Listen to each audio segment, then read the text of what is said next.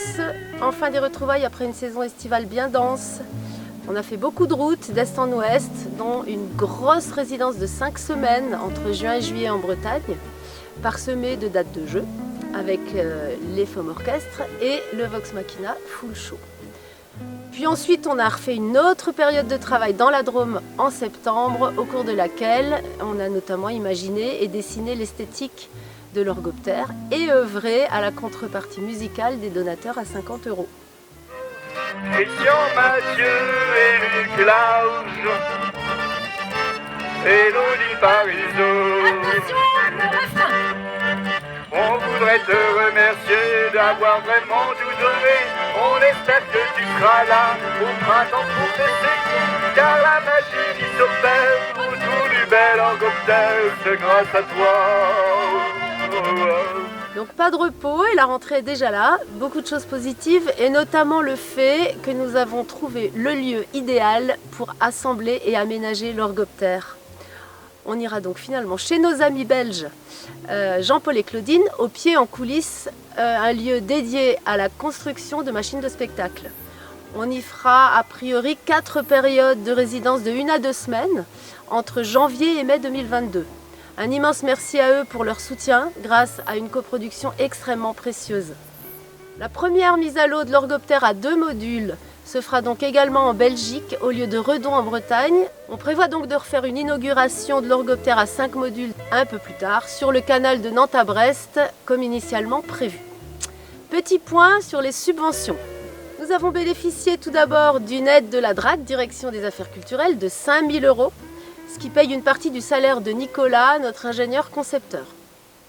Or, on s'est rendu compte qu'Aquaterra, étant un projet hybride et ambitieux, car à la fois artistique, écologique et novateur, il est parfois difficile de le faire rentrer dans les cases institutionnelles, même si ces dernières accueillent en général notre propos avec un vif intérêt.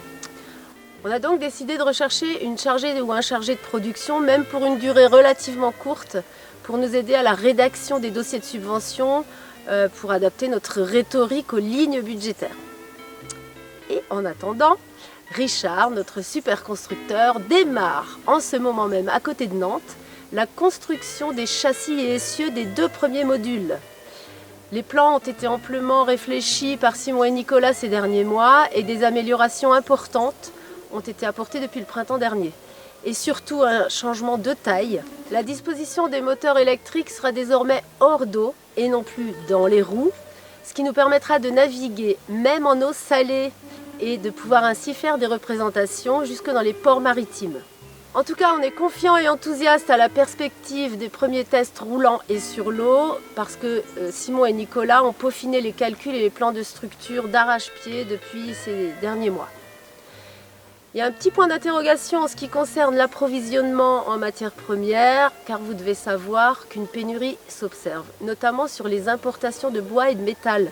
Des cargos rebroussent subitement chemin à l'entrée des ports français pour se diriger vers les États-Unis par exemple.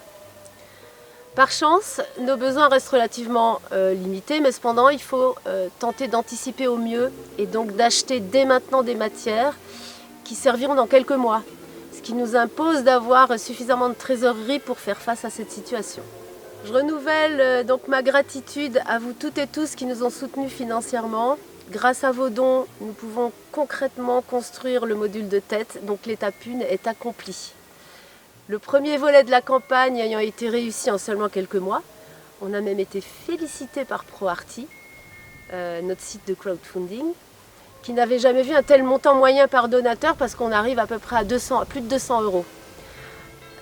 On lance donc la phase finale pour un montant identique de 30 000 € afin de construire le module de queue, comme annoncé lors de l'ouverture de notre campagne. Alors certains de nos amis n'ont toujours pas eu le temps d'effectuer leurs dons, on a donc aussi de bonnes raisons de continuer notre campagne pour eux.